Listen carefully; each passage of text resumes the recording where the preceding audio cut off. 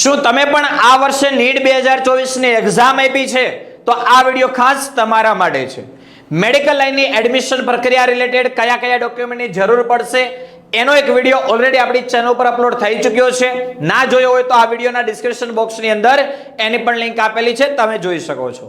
વિદ્યાર્થી મિત્રો, આજના વિડિયોની અંદર આપણે વાત કરવાના છીએ કે જેવી મેડિકલ લાઈનની એડમિશન પ્રક્રિયા શરૂ થાય છે, ફોર્મ ભરવાની પ્રક્રિયા શરૂ થાય છે, પછી તમારે કઈ કઈ વસ્તુ કરવાની છે.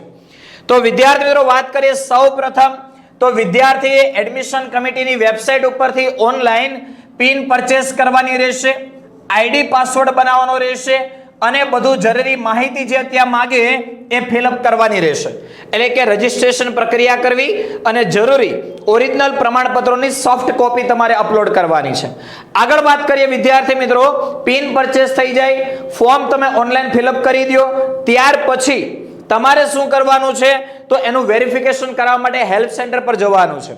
તો ફોર્મ ફિલઅપ કર્યા પછી ફરીથી તમારે લોગિન કરવાનું છે અને તમારા નજીકનું જે કાંઈ પણ હેલ્પ સેન્ટર હોય એ ખાતે, હેલ્પ સેન્ટર ખાતે ચોઈસ પ્રમાણે, એટલે કે તમને આખું હેલ્પ સેન્ટરનું લિસ્ટ બતાવશે, એમાંથી તમારે કયા હેલ્પ સેન્ટર પર જવું છે, કયું હેલ્પ સેન્ટર તમને નજીક પડે છે એના આધારે તમે ચોઈસ કરી શકશો.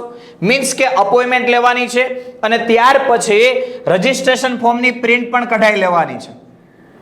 ડોક્યુમેન્ટ અને તમે જે ફોર્મ ભર્યું છે એની ઝેરોક્સ, આટલી વસ્તુ તમારે લઈને જવાનું છે. ક્યાં? તો તમે જે તારીખની જે સમયની અપોઇન્ટમેન્ટ લીધી છે તો એ સેન્ટર પર અપોઇન્ટમેન્ટના સમય મુજબ અને પોતાના રજીસ્ટ્રેશન ફોર્મની પ્રિન્ટમાં લખેલ જરૂરી પ્રમાણપત્રોની સ્વપ્રમાણિત નકલ, અસલ પ્રમાણપત્રો લઈ હેલ્પ સેન્ટર ખાતે જવાનું રહેશે.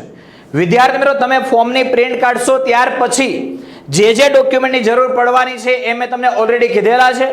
આ દરેકે દરેક ડોક્યુમેન્ટ ઓરિજિનલ તથા એની મિનિમમ 4 થી 5 કોપી તમારે કઢાઈ લેવાની છે, જેથી કરીને ભવિષ્યમાં પણ કોઈ જગ્યાએ જરૂર પડે તો તમને કામ લાગે. સાથે સાથે પાસપોર્ટ સાઇઝનો ફોટો. તો આટલી વસ્તુ લઈ અને તમારે જવાનું છે હેલ્પ સેન્ટર ઉપર વેરિફિકેશન કરાવવા માટે. ત્યાંથી વિદ્યાર્થી મિત્રો જે અધિકારી હશે તમારું વેરિફિકેશન કરશે, એનો મતલબ કે એમના કોમ્પ્યુટરની અંદર તમારું ફોર્મ ફિલઅપ કરશે, તમારી પાસેથી ડોક્યુમેન્ટ માંગશે, ત્યાં પણ તમને એક ફોર્મ ફિલઅપ કરવાનું કહેશે, એટલે એ તમને ફોર્મ ત્યાંથી આપશે. આટલું ફિલઅપ કરવાનું છે, વેરિફિકેશન કરશે અને વેરિફિકેશન કમ્પ્લીટ થઈ જાય ત્યાર પછી તમને ત્યાંથી એક લેટર આપશે જેની અંદર ત્યાંના અધિકારીના સહી સિક્કા હશે. એ લેટર તમારે એમની પાસેથી લઈ લેવાનો છે. એટલે કે અસલ પ્રમાણપત્રોની ચકાસણીના અંતે હેલ્પ સેન્ટર પરથી હેલ્પ સેન્ટરના અધિકારીની સહી તથા હેલ્પ સેન્ટર અથવા સંસ્થાના સિક્કાવાળી એકનોલેજમેન્ટ સ્લિપ તમને આપવામાં આવશે. એ ખાસ તમારે લઈ લેવાની છે અને એની ઝેરોક્સ તમારે કરાવી લેવાની છે. ઉમેદવારે એડમિશન બાદ પોતાના પ્રમાણપત્રોની ચકાસણી અને જમા કરાવવા માટે પોતાનો યુઝર આઈડી, પિન નંબર અને પાસવર્ડ યાદ રાખવા અને અલગ અલગ જગ્યાએ લખી લેવા. વિદ્યાર્થી મિત્રો, જ્યારે તમે પિન પરચેસ કરો છો ત્યારે તમારું યુઝર આઈડી અને પાસવર્ડ જે બનશે એ તમારે યાદ રાખવાનું છે. કેમ કે જ્યારે તમે હેલ્પ સેન્ટર પર વેરિફિકેશન કરાવવા માટે જાશો ત્યારે તમને યુઝર આઈડી અને પાસવર્ડ પૂછવામાં આવશે, જેની મદદથી એ ત્યાં લોગિન કરશે. બરાબર છે? તો તમારે યાદ રાખવાનું છે. અને વિદ્યાર્થી મિત્રો, એવો મોબાઈલ નંબર અપલોડ કરવાનો છે, સબમિટ કરવાનો છે કે જેના થકી તમને દરેકે દરેક અપડેટ સમયસર મળતી રહે. બરાબર?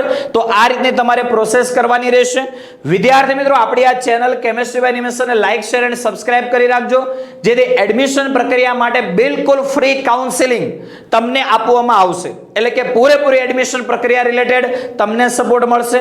સાથે સાથે જે વિદ્યાર્થી મિત્રોને એવું લાગતું હોય કે નીટ 2024 ની અંદર મારા જે માર્ક્સ આવ્યા છે એ માર્ક્સને આધારે મને એડમિશન મળી શકે એમ નથી અને ડ્રોપ લેવાનું વિચારી રહ્યા હોય તો તમે આ બેચની અંદર જોડાઈ શકો છો. નીટ 2025 માટેની ડ્રોપર બેચ ઓનલાઈન અને ઓફલાઈન બંને માધ્યમની અંદર આપણે ત્યાં અવેલેબલ છે. કદાચ કોઈ વિદ્યાર્થીને એવો ડાઉટ હોય કે સર કદાચ મને મળી જાય એવું મને લાગે છે, તો પછી મારે અત્યારથી તૈયારી શરૂ કરી દેવી કે વેઇટ કરવી? વિદ્યાર્થીઓ, કોઈ ટેન્શન લેવાની જરૂર નથી. તમે આપણા નીટ 2025 ડ્રોપર બેચની અંદર તમે ઓનલાઈન અથવા ઓફલાઈન કોઈ પણ માધ્યમમાં તમે જોડાયેલા હશો, ફી ભરેલી હશે, તમારા લેક્ચર પણ કન્ટિન્યુ ચાલતા હશે અને પછી પણ જો તમને મેડિકલ લાઈનની અંદર એડમિશન મળી જાય છે તો તમે જે ફી ભરેલી હશે એ તમને રિફંડ મળી જશે. બસ તમારે જ્યારે એડમિશન લેવા માટે ફોન કરો ત્યારે તમારે જાણ કરવાની છે કે મારે આ લાઈનની અંદર એડમિશન લેવાની ઈચ્છા છે, એ લાઈનની અંદર જો મને એડમિશન મળી જશે તો હું કોર્સ કેન્સલ કરાવીશ. કોઈ વાંધો નથી વિદ્યાર્થીઓ, સમય બગાડવાની જરૂર નથી. તમે નીટ 2025 માટેની તૈયારી અત્યારથી શરૂ કરી શકો છો. એડમિશન મળી જાય તો ભરેલી ફી પણ તમને રિફંડ મળી જશે.